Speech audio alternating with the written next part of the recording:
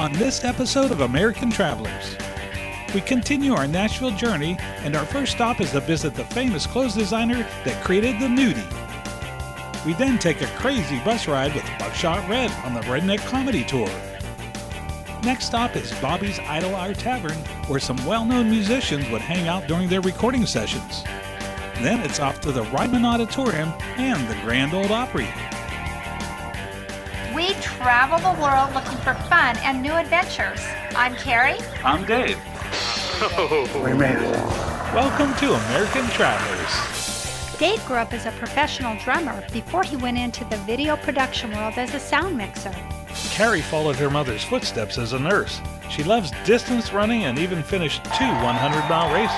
Our purpose is to show awesome destinations and share our new adventures. We've got a bunch of great stops to show you, We'll give some tips on how to budget your trip. along with some history and culture of each destination. So come join us on American Travelers. In Nashville, there's a guy named Manuel who does all this custom clothing. Today we're here with my friend John. He's getting fitted for a Nudie, which is a custom shirt all the stars wear. Manuel is known as the Rhinestone Rembrandt in the fashion industry. He's designed and created many of the rhinestone embellished suits that Nudie's rodeo tailors became famous for in the late 50s, 60s, and early 70s. So John, what are you doing here? I am getting outfitted for a rock and roll costume. John's wife Judy hangs up his first choice while John tries on a few other designer shirts. There's one more musical here up there. Yeah, this one's nice. This one's really nice. Let me see the back. Manuel created Elvis's signature gold lame suit. He designed the garments Bob Dylan wore when performing for the Pope, and his fashion outfits for Hank Williams and many other country stars. As you can see, there are plenty of beautiful designs to choose from. Each shirt is one of a kind, and I kind of think it's got Dave's interest as well. He's looking at all the designs, but if I know Dave, he'll want to spend the money on another camera. Look at the scarves. Aren't the scarves beautiful? I love rhinestones. John has made his decision and wants to go with his first choice. Manuel takes his measurements to get a perfect fit. His shirt will look similar to this one, but won't be an exact copy. A work of art, I would say. Coming up, we take a crazy bus ride with Buckshot Red on the Redneck Comedy Tour. Next stop is Bobby's Idle Hour Tavern, where some well-known musicians would hang out during their recording sessions. Then it's off to the Ryman Auditorium and the Grand Ole Opry. My name's Buckshot Red. I'm on the Redneck Comedy Bus here in Nashville. Tune in. Y'all are going to love this. You're going to see my show and catch it on American Travelers TV. Right now, we're on Demumbrian. That's the name of this hill. Now, I'm going to talk more about it when we go down the hill. But all these honky-tonks that you've seen coming up the hill, 70% less crowd than Broadway tonight. This is where the stars drop in. And you see that? Look over there to the right, big old microphone. See that there? Yeah, our mayor put that out there for bachelorettes to grind on. That's what that's there for. Now, if you look to the left, you'll see Lenny's favorite part of the tour. $9 million to put naked people in the roundabout. We have no idea why we're there. Me and Lenny just use it to tell if the temperature's dropping. That's what they use it for. Hey, you laugh. If there's no traffic, Lenny will circle and circle and circle. If you look over to the left right there on the corner, that's historic RCA Studio B. That was built in 1957 under the direction of Chet Atkins. Elvis recorded over 200 songs there. Dolly Parton recorded the original I Will Always Love You, June 12, 1972, right there in that building. Now, if you look to the left, you'll see Starstruck Entertainment, Starstruck Recording, and Starstruck Publishing. That building right there, the most state-of-the-art recording equipment, helicopter landing pad on the top, that is owned by a beautiful little redheaded girl from Oklahoma. Y'all know who that is? Hell yeah, that's Reba's building right there. This is a really cool spot, and most tours don't come by here, but this is one of the best kept secrets in Nashville. If you look to the right, you'll see FedEx. Now I'm just messing with you. Check that out over there. That's Bobby's Idle Hour. That is the oldest dive bar in the city of Nashville, established right here on Music Row in 1948. You can see stars in there day and night. That's their kind of their sanctuary. When they're writing up here, performing music, they'll go over there, talk about the session, drink a beer. And it's open to the public. But if you go in there and start taking pictures and getting starstruck, they will throw you out on your face in the middle of the parking lot. Let me explain to you how I know this. Me and Lenny are in there drinking Fireball. He gets drunk, swears up and down he sees Dolly Parton at the end of the bar, and he's going to go down there and get him a picture and an autograph. He gets down there, I'll be damned if it ain't two bald-headed guys sitting side by side there in Bobby's Island. I felt so bad. I said, Lenny, listen, you wedge in between them. Hell, I'll take a photo. We can crop it. If you look over here to the right, you'll see Curb Music. That's owned by Mike Curb. That is the largest independently owned record label in the city of Nashville. With all these big labels popping up, he's been hanging in there like a curly hair on a soap bar, Mike Curb. Just gauging the crowd, folks, trying to figure out how I got back here. If you look over to the left, you'll see the CMA building, the Country Music Association.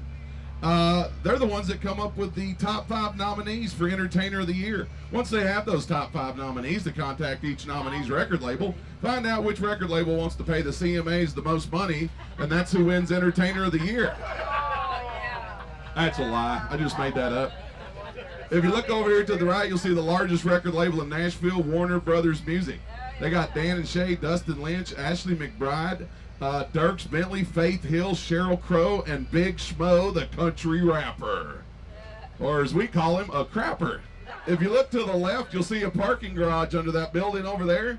That is Spence Manor. It's an Airbnb now, but that's was a hotel back in the day, and that's where all the big stars stayed. In fact, Johnny Cash actually had an apartment there for about 6 months, and he had to move because it wouldn't stop snowing on his coffee table.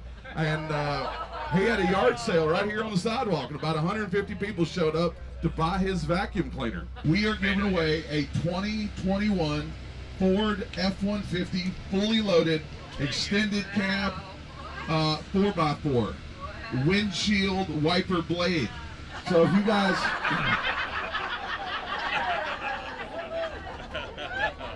I told you my wife's been with Kelly Pickler since she came off Idol.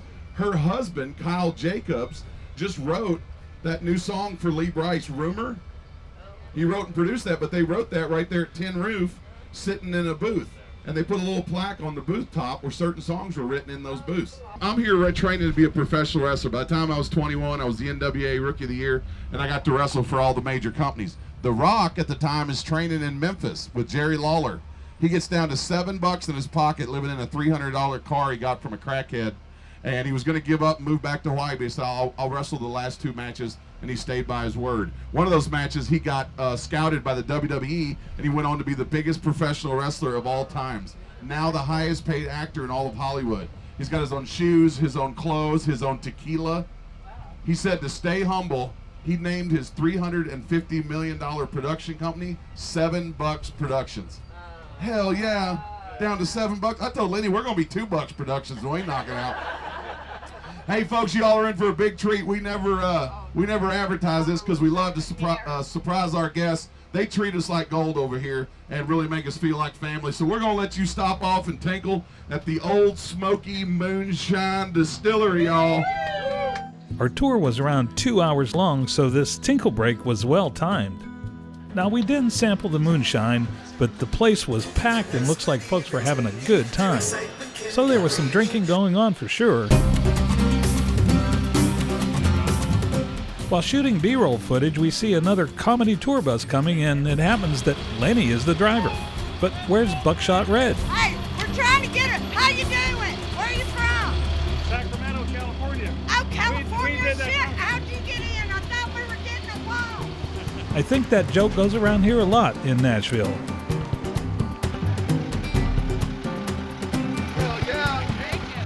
If you look to the left, you'll see the Bridgestone Arena. That's the home to our Nashville Predators. Now, that is not somebody that can't go within 500 feet of a high school. That is actually the name of our hockey team, the Nashville Predators. They have had everything there from Cher to monster trucks. You can guess which one me and Lenny went and seen. Now look down the sidewalk. How many people you see down there? Thousands and thousands, right? And it's going to be packed tonight. You won't even be able to walk down Broadway. Are you ready for the biggest insider tip of Nashville? Yeah. Look here to the right. Right here between the Ryman Auditorium and the back of all these honky-tonks is an alley. How many people do you see in that alley right there? 10?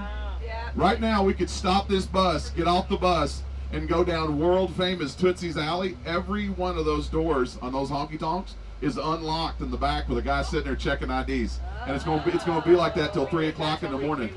350,000 people for 4th of July were down on Broadway, shoulder to shoulder, the width of the street.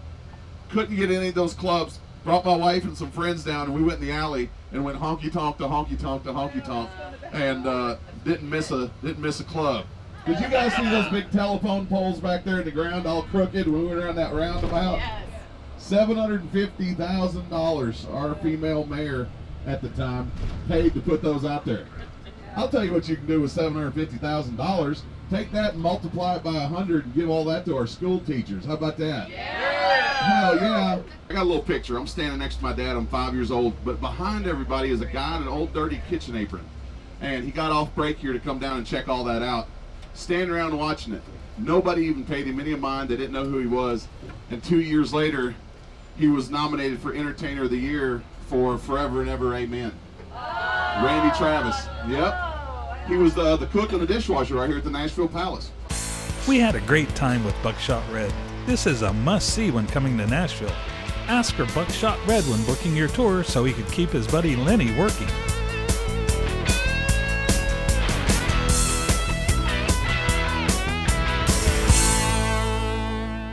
My daddy named me Buckshot Red when I was a little kid. We had 3 kids. My dad had Buckshot, Slingshot, and there was a little BB on the way. And he grew up to be about a 500-pound beast. I got a call here to ride the Redneck Comedy Bus. They called me up and said, hey, man, we'd love to have you on there. They said, you think you could ride around for a few hours and drink beer and tell jokes to people? I said, hell, that's what got me kicked out of 9th grade. I think you have found the one. Coming up, we visit Bobby's Idle Hour Tavern, where some well-known musicians would hang out during their recording sessions. Then it's off to the Ryman Auditorium and the Grand Ole Opry. In Nashville's Music Row, there's Bobby's Idle Hour Tavern, where a lot of country stars hang out. Today we see an up-and-coming artist, Daniel Neihoff.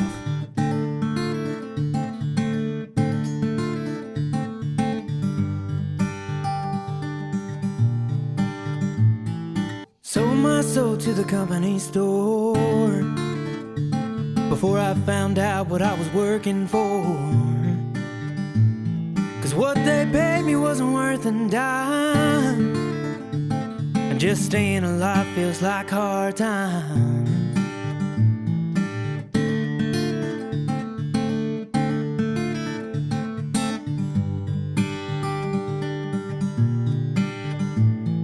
I guess they thought it wouldn't do much harm if a few mountain folks lost their farms. So they packed up and left us high and dry. Even the mountain had tears in its eyes. And that's how the Smoky Mountains got their name. That haze has been hanging around here for an age.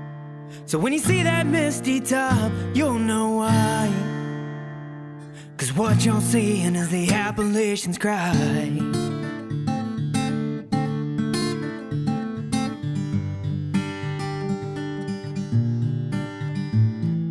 Turned our mountain into mud with tears and sweat and miners' blood.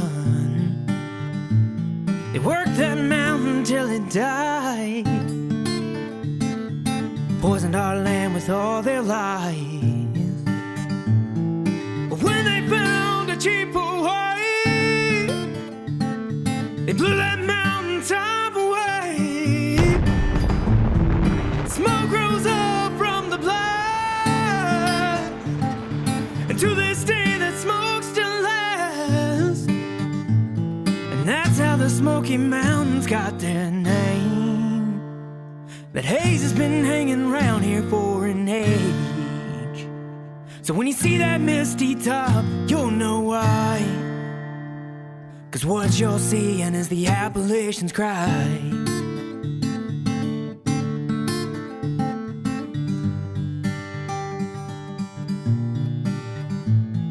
Our union finally made a plan. We'd meet that company gun in hand. We'd make those bastards understand. And the smoke from that day stained our land. And that's how the Smoky Mountains got their name. The haze has been hanging around here for an age. So when you see that misty top, you'll know why. 'Cause what you're seeing is the Appalachians cry.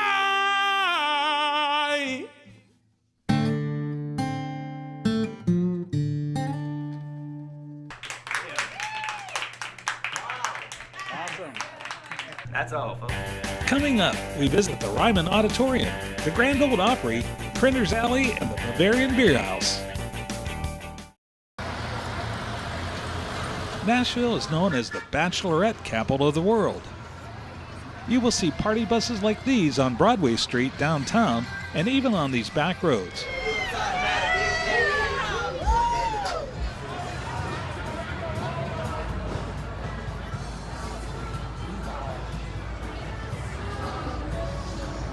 We're going to head right now to the Ryman Auditorium and take a tour. This is where the Grand Ole Opry used to be, and it's moved out of town now, but this is the famous Ryman Theater.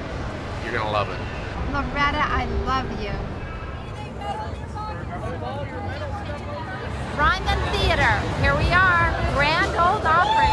Back in the day, the Ryman Auditorium was the home of the Grand Ole Opry from 1943 to 1974. The Ryman Auditorium was built in the late 1800s by Thomas Ryman. He was a Nashville businessman who owned several saloons and a fleet of riverboats. It was first called the Union Gospel Tabernacle. Hank Williams, Elvis, and Johnny Cash all performed on the Ryman stage. Today, the legend continues as we are here to see a concert tonight. When they built the Ryman Auditorium, they did a good job with acoustics, so the sound is great in any seat. On our way to see our show at the Grand Ole Opry House, we stopped by the Bavarian Beer House for dinner and a German beer.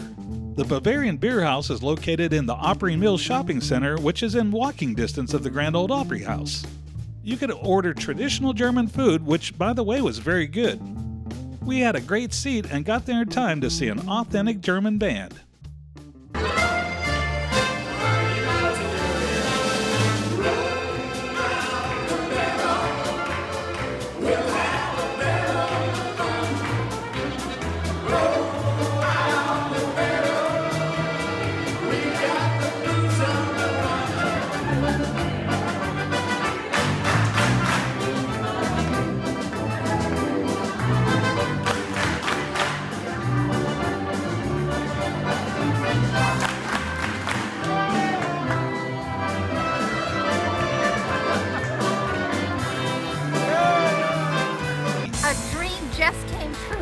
We are at the Grand Ole Opry, and I can't wait to get in there and listen to some great music.